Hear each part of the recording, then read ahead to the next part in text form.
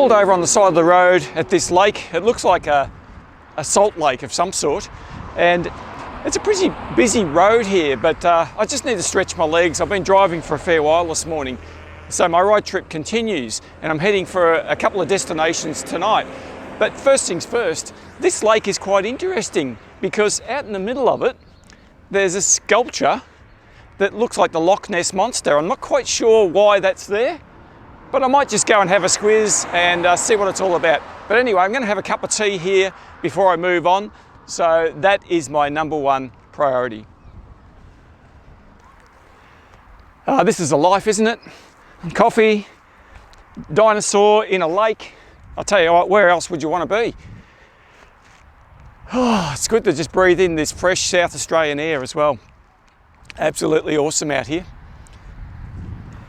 One thing I will tell you about South Australia, there are lots of flies here.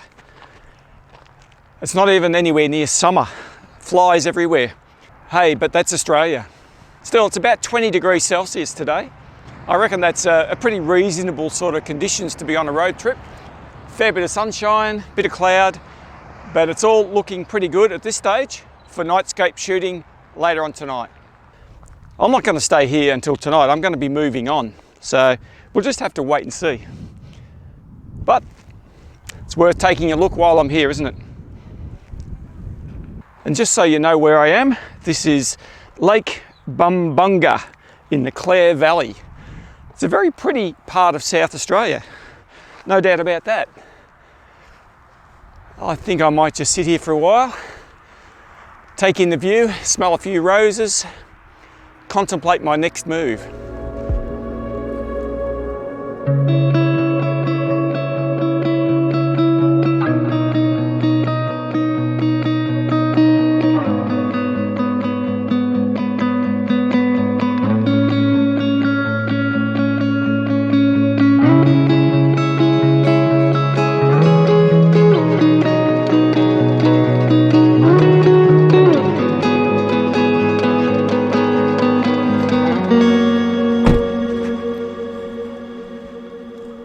Wow, look at that. South Australia is full of these amazing painted silos. So the silos have been there mainly for crops and grain and things like that. And they've got all of these artists that have come along just to paint these gorgeous pictures. Have a look at that one. There's a train going through a wheat field. Looks pretty new too, because it hasn't faded very much. It'd make a pretty good photo for a nightscape, but the thing I don't like is all these street lights I'm seeing around here. It's right in the middle of town. It's only a small little town I'm just cruising through, but I like it.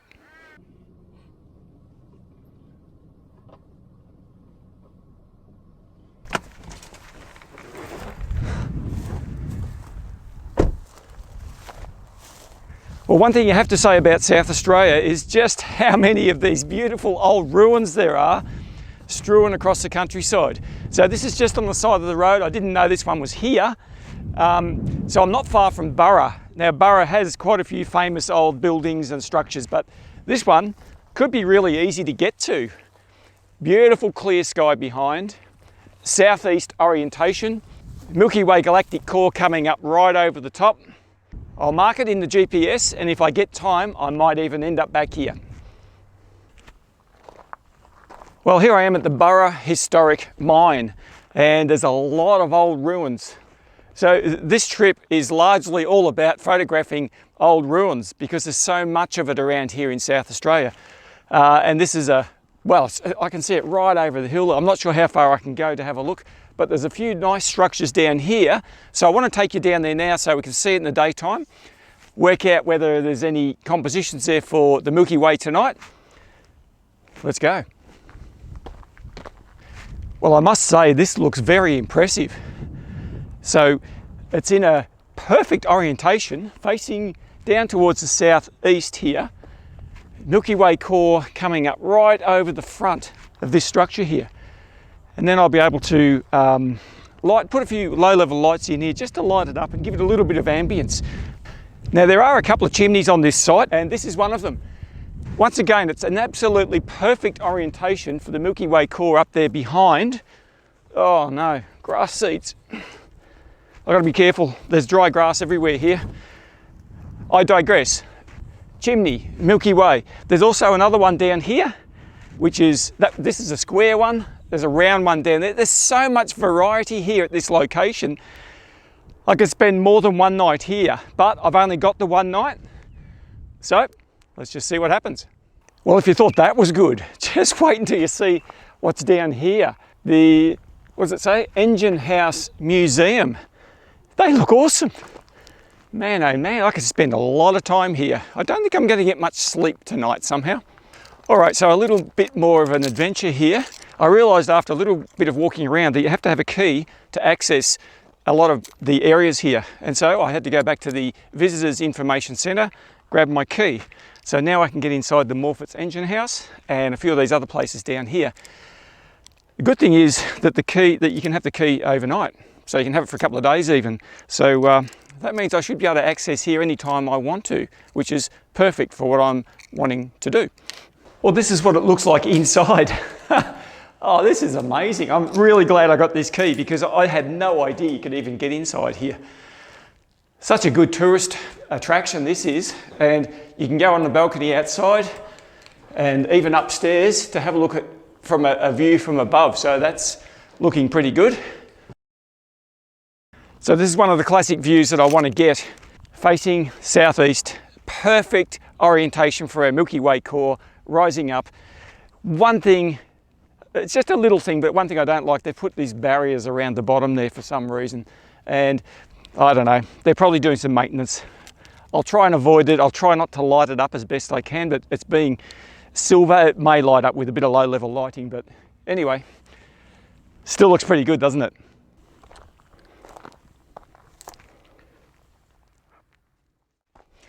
Well, just about everybody in Australia is familiar with this old ruin. This ruin was used on the album cover of Midnight Oil's album many, many years ago. A lot of people come here to photograph. In fact, there's quite a few here now, spread out across this fence here. So it's just down the road from Burra, where I was just before. So I'll probably come back here later tonight and see if I can shoot this. And what I'll probably do is use maybe a longer focal length lens. I'll see how I go because it's a fair way back from the fence line. Okay, so I'm just looking at the PhotoPills app just to make sure I get the angles right here, just so I know what I'm doing. Yeah, so just where I am here right now, I can tell that the Milky Way core is right over the top of the building, probably on this angle, directly in line with the sun. So I think, as I mentioned, I might try a 50mm lens tonight because I've got one in my bag. And a 50mm lens, something a bit different. It's a long way away, and so I need to be able to bring it in just that little bit much closer. And of course, the Milky Way in the sky will be absolutely delightful.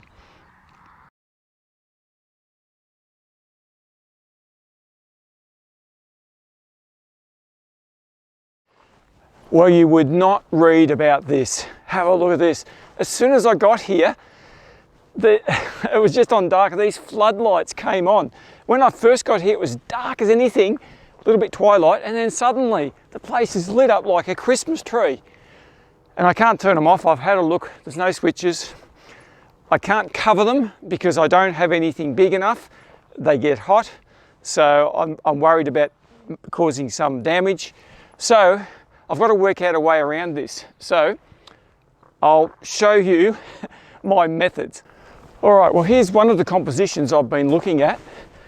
If you look very carefully, you can see Orion over there to the right of this structure behind me, just setting down over the horizon.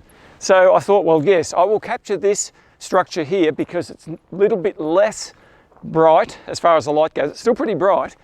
What I'm going to have to do is just put separate images of the background. There's no way known I can shoot that night sky and the foreground in the same frames or even stack. I can't do anything like that. So what I'm doing, I'm effectively stopping down my aperture to about f8, dropping my ISO somewhere around about 800 ISO, and I'm shooting various shutter speed lengths. So 4 seconds, 6 seconds, 8 seconds, 10 seconds, just to get the right amount. So by stopping down the aperture, I'm getting a sharper image anyway, so I'm happy about that. But I can't capture any of the background. So what I'll do, I'll shoot them separately and I don't know if I'll get time to do that even tonight. So I'm just putting it out there. I don't think I'm going to be able to shoot that background sky tonight and put it in this frame. So I'll have to shoot the background sky at a different time. I'll probably, you know, tomorrow night after, doesn't matter. I'm just telling you what I'm going to do. And I think this shot I think will look all right. All right, so this one around here is even worse. There's a floodlight over there that's about 10,000 watts and it's a horrible color. So what I've decided to do, I haven't really got much option, but in the past, the only way I've been able to overcome this type of lighting is to actually overpower it. I've got to stop down my lens, as I mentioned, but I've also got to overpower. See, there's one side of this building that's dark. So what I've done, I put a Z96, the same as this one here, on a light stand, and it's pretty bright. And what I've done is I've actually added to the light up there. Now, normally I would never want to do that, but in this case, it's the only way that I can actually put some light onto the right-hand side of that building, because otherwise it would be completely black and that would not look good at all. I still can't properly balance the color out, but at least it's a start. Now, this particular composition is facing in the right direction. I've got the Milky Way is coming up right over the top of this building. Problem is, at the settings that I'm shooting at, there's no way knowing you're going to see the Milky Way, not at f8, not at ISO 800 or whatever I'm shooting. So I'm going to have to probably replace the sky in this one as well. It's the only way I'm going to do it, but I am lining it up in a genuine orientation. So I can see where the core is. It's right over there, and it's coming up. It's going to go right over the top of this, but I'm not going to be able to capture in the same image, and I can't even capture the sky because of that light there. It's just way too bright.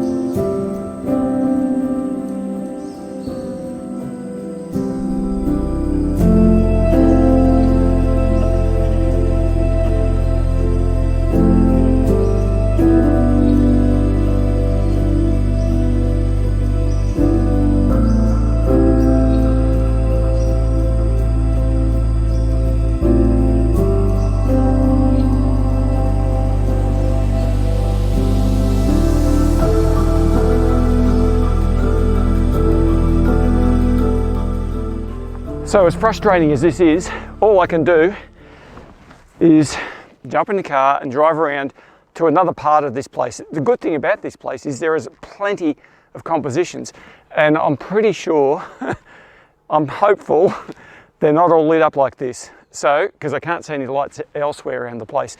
So I've started here. This is the hardest, hopefully. Let's move on. All right, well, as you can see, I'm back at one of the locations I showed you this afternoon. You can see I've just put a dim light on it there so you can see it. Have a look down there though. This is those other buildings where I've just come from. They're lit up like Christmas trees. Oh man, but you know what? Apart from all of that, it's a beautiful, clear, crystal clear night, not a cloud in the sky. So I'm gonna have to make hay while the sun shines, so to speak. I'm gonna light this building up here. Gorgeous Milky Way over the top there. So this is going to work okay. And then I'm going to go up to those chimneys and I'll just see what else I can find around the place. So into it. Okay, well, what I've been primarily doing here is shooting very similar setup to what I had the other night at the Moonta mines, and low level lighting. So I've got two lights at the front. So basically one's off to the side. I reckon it's a good 75 meters away, way over there. And there's one over here, which is from the camera is about 10 meters, but it's off almost behind the camera to about a 90 degree. And there's also a tiny little orange light inside the structure here. Now, with all the lights on, you can hardly see them with the naked eye. You wouldn't even know they were on, to be honest, but the camera picks it up really, really well. So I'm shooting these at f2.8, ISO 6400, 15-second shutter speeds. There's no floodlights down here. It's really dark. Got the Milky Way up there. Looks fantastic. Now I'm going to have to keep moving pretty quickly here because I'm going to run out of time. I know that because I want to do a few other things. I want to shoot these chimneys and I'm really keen to get back to those ruins. So that means a bit of a drive. So I haven't got a lot of time to talk to you guys, but I'll wrap it up later on somehow and let you know and show you the images. So I'm just going to get up there and take some more now. So let's get into it.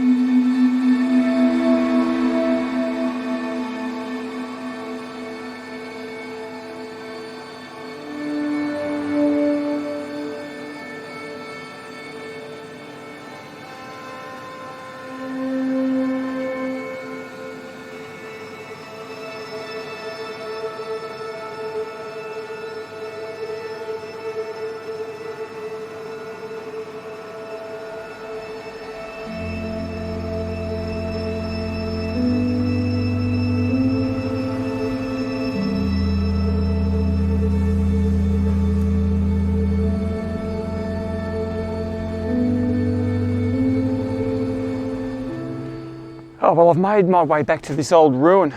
It's been an absolute mad panic, I can tell you that. So it's pretty cold. It's about 9 degrees, but I'm sweating like a dog because I've been running, jumping in the car, driving, setting up lights here. But this is so beautiful. It's dark. Look at that. Milky Way right over the top of this old building. Very busy highway. There's trucks everywhere, so I'm avoiding all the headlights. But I love this image. It is absolutely awesome.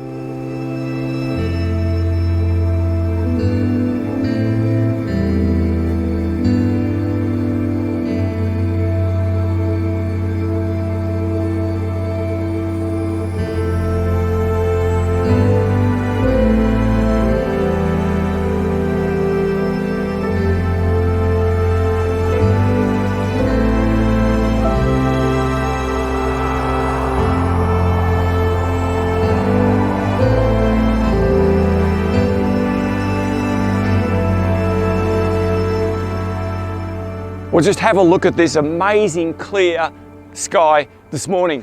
And you know, it's been like this all night, not an absolute trace of any clouds at all. And for this trip, that's the first time that I've experienced that.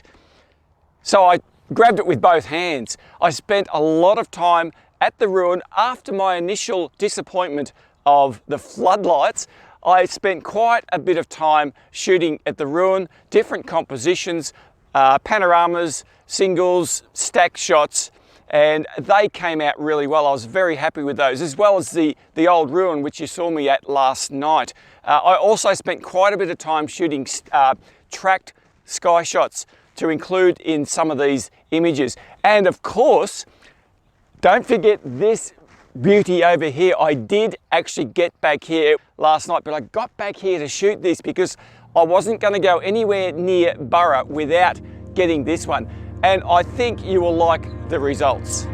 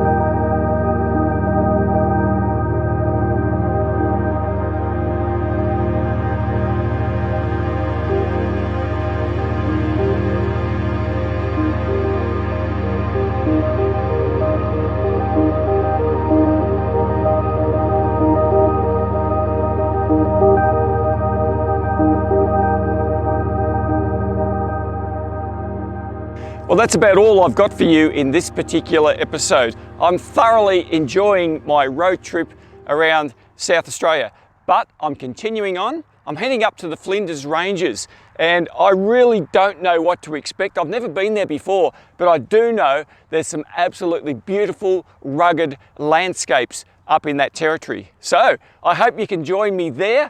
I'll see what I can come up with. Looking forward to some clear skies like I've had down here for that part of my trip. All right, you have a fantastic week.